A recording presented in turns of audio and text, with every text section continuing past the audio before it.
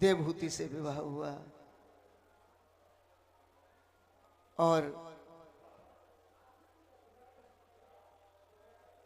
भगवान कपिल देव जी के रूप में अवतरित हुए। 9 कन्याओं का जन्म हुआ। प्रियजनों, और 9 कन्याओं के पश्चात कपिल देव भगवान का जन्म हुआ।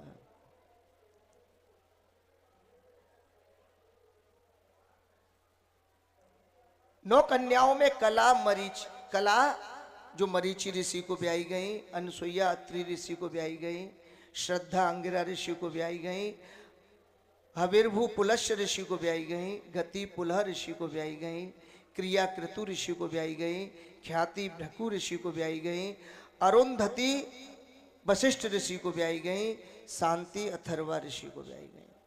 9 कन्याओं का विवाह हो गया। करदम जी ने 9 कन्याओं का विवाह किया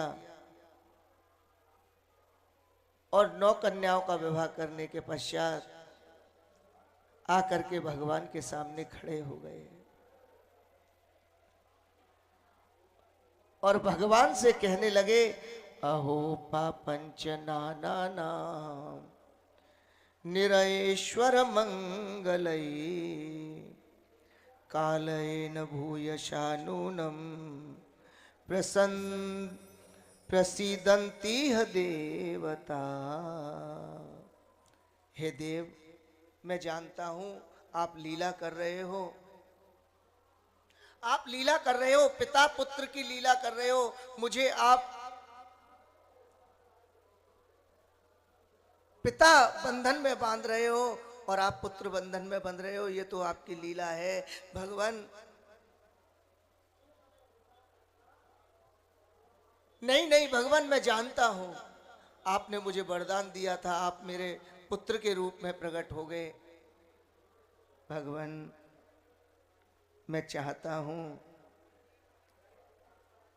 कि मैं जीवन पर्यंत आपको अपने हृदय में ध्यान करता रहूं और आपके चरणारविंदों की प्राप्ति कर लूं। मैं इस संसारिक बंधन में नहीं बंधना चाहता। भगवान बोले, हाँ पिताजी, आप सही कह रहे हो। माया प्रोक्तम हि लोकस्य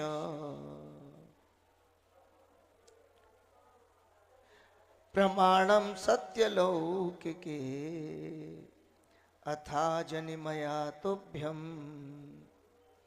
यदवोचमृतम मुने एतन्मे जन्म लोकेस्मिन् मुमुक्षूणां दुराशयात्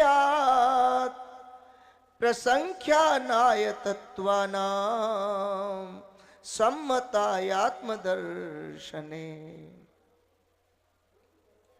हाँ पिताजी, आप सही कह रहे हो।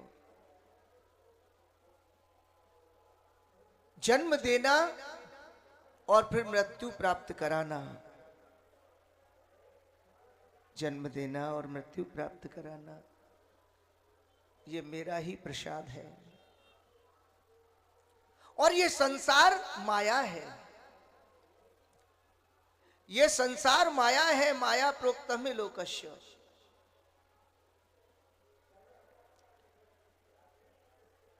ये संसार मैंने माया से रचा हुआ है।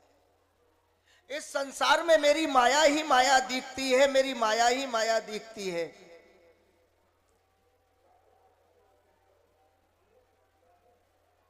और जब इस माया को छोड़ देता है तो मैं दिखता हूं। जब माया को छोड़ देता है तो मैं दिखता हूं। और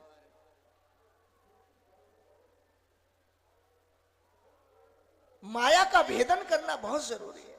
ये माया का जो पर्दा पड़ा हुआ है, इसको फाड़ना बहुत जरूरी है।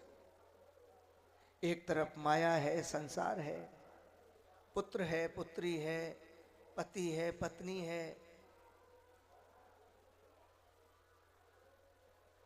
ये सारी माया है। एक तरफ मैं हूं जो सारी माया को छोड़ करके जब मेरी तरफ आता है, जब मेरी तरफ आता है, तो ऐसा नहीं है कि उसके पुत्र पौत्री बहू बेटे इनकी हानि हो जाती है। नहीं नहीं नहीं, इनकी सुरक्षा पर मैं करता हूं।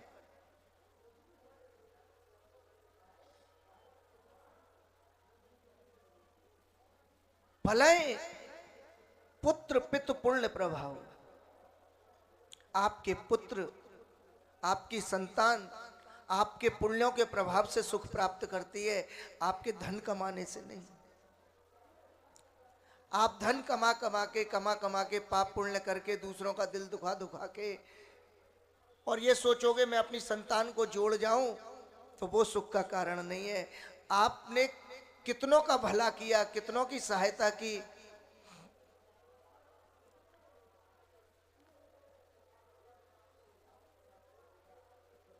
कितना दान किया, कितना पुण्य किया, कितना भजन किया, कितने भागवतामृत का अमृत पान किया, ये मायने रखता है। यही तुम्हारी संसार के सुख का कारण है। इसके अलावा सुख का कारण दूसरा नहीं है।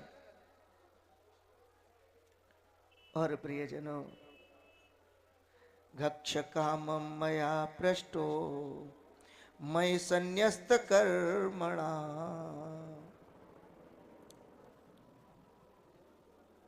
कामना को छोड़ दे, कामना को छोड़ दे और काम को छोड़ दे। इसको छोड़ करके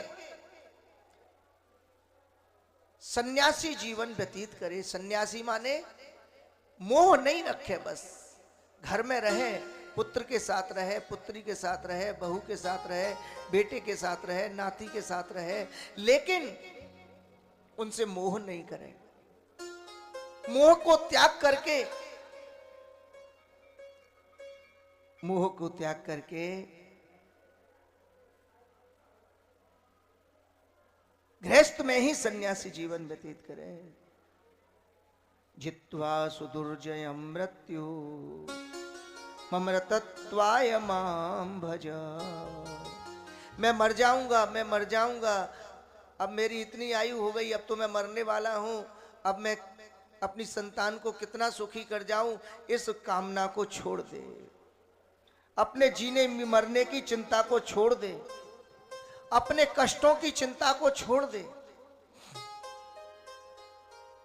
अपने जीने मरने की और अपने कष्टों की चिंता को छोड़ करके एकमात्र मेरा भजन कर। मामात्मानं स्वयं ज्योति सर्वभूत गुहाशयम। तू मेरा ही तो अंश है, ईश्वर अंश जीव विनाशी।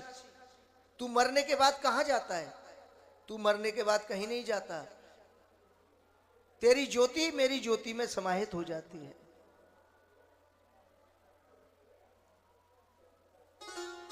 जैसे अग्नि की लपट अग्नि में ही समाहित हो जाती है,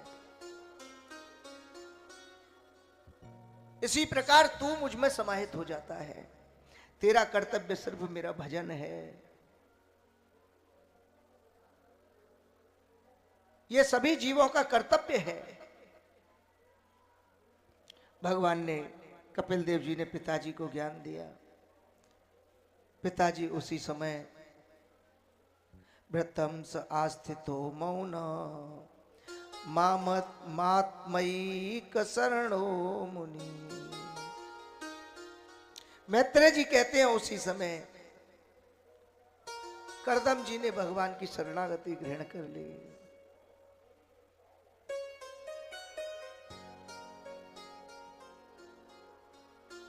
और अपना कल्याण मार्ग अपनाया।